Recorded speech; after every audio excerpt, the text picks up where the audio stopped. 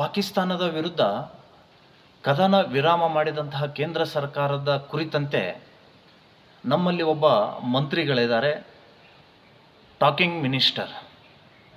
ಅವರು ದೊಡ್ಡ ದೊಡ್ಡ ವ್ಯಕ್ತಿಗಳನ್ನು ಆಯ್ದುಕೊಂಡು ಅವರ ವಿರುದ್ಧ ಟೀಕೆ ಮಾಡಿದ್ರೇ ಅವರಿಗೆ ತಿಂದ ಅನ್ನ ಜೀರ್ಣ ಆಗುತ್ತೆ ಅನ್ನುವಂಥದ್ದು ನಮ್ಮೆಲ್ಲರಿಗೂ ಕೂಡ ಗೊತ್ತಿರುವಂತಹ ವಿಷಯ.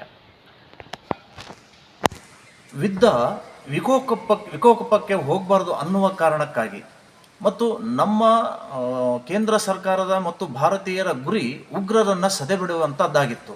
ಆ ಕಾರ್ಯ ಸಂಪೂರ್ಣವಾಗಿ ಮುಗಿದ ಮೇಲೂ ಕೂಡ ಇಲ್ಲಿಯ ಟಾಕಿಂಗ್ ಮಿನಿಸ್ಟರ್ ಅವರು ಪ್ರಧಾನಮಂತ್ರಿ ನರೇಂದ್ರ ಮೋದಿ ಅವರ ದಕ್ಷತೆ ಬಗ್ಗೆ ಮಾತನಾಡ್ತಾರೆ ಅಂದರೆ ಇದು ಅತ್ಯಂತ ನಾಚಿಕೆಗೇಡಿನ ಸಂಗತಿ. 56 ಇಂಚಿನ ಎದೆಯ ಪ್ರಧಾನಮಂತ್ರಿ ಮೋದಿಯವರ ಮಾತು ಕೇವಲ ಭಾಷಣಕ್ಕೆ ಸೀಮಿತನ ಅನ್ನುವಂಥದ್ದನ್ನು ಅವರು ಹೇಳಿದ್ದಾರೆ.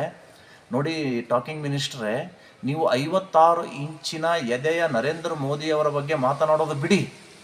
ನೀವು ಗೆದ್ದ ಮೇಲೆ ಹೇಳಿದ್ರಲ್ಲ, ಭ್ರಷ್ಟರನ್ನು ಕಳ್ಳರನ್ನು ಹೆಡೆಮುರಿ ಕಟ್ತೀನಿ, ಅವರಿಗೆ ಜೈಲಿಗೆ ಕಳಿಸ್ತೀನಿ, ಅದು 6ನೇ ಗ್ಯಾರಂಟಿ ಅಂತ ಹೇಳಿದ್ದಾರಲ್ಲ. 56 ಇಂಚು ಬಿಡಿ, ನಿಮ್ಮ 6ನೇ ಗ್ಯಾರಂಟಿ ಏನಾಯಿತು ಅದನ್ನು ನೋಡ್ಕೊಳ್ಳಿ. ನೀವು ನಿಮ್ಮ ಸ್ವಂತ ಕ್ಷೇತ್ರದಲ್ಲಿ ನೂರಾರು ಕೋಟಿ, ಹತ್ರ 1000 ಕೋಟಿಗೂ ಹೆಚ್ಚು ಮರಳಿನ ಅಕ್ರಮ ದಂಧೆ ನಡೆದಿದೆ.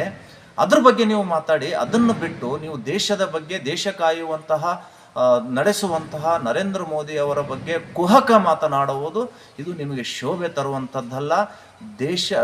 ಊರು ಕಾಯಕ್ಕಾಗದವನು ದೇಶ ಕಾಯಕ್ಕೆ ಹೋಗಿದ್ದಂತೆ ನಿಮ್ಮ ಕ್ಷೇತ್ರವನ್ನು, ನಿಮ್ಮ ಊರನ್ನು ನೀವು ಕಾಪಾಡಿಕೊಳ್ಳದೇನೆ ನಿಷ್ಠೆಯಿಂದ, ಪ್ರಾಮಾಣಿಕತೆಯಿಂದ ದೇಶವನ್ನು ಕಾಯ್ತಾ ಇರುವಂತಹ ನರೇಂದ್ರ ಮೋದಿ ಅವರು ನಿಮ್ಮ ವಿರುದ್ಧ ನೀವು ನಾಲಿಗೆ ಹರಿಬಿಡ್ತಾ ಇದ್ದಾರೆ ಅಂದರೆ ಇದು ಅತ್ಯಂತ ಖಂಡನೀಯವಾಗಿರುವಂಥದ್ದು ಅಂತ ನಾನು ಹೇಳ್ತಾ ಇದ್ದೀನಿ.